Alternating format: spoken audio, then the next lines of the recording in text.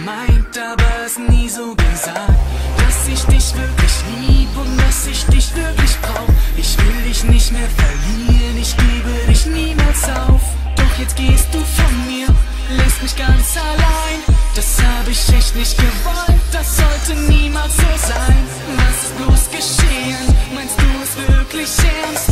Willst du wirklich gehen? Brichst du mir das Herz? Warum gibst du mich auf? Wieso lässt du mich stehen?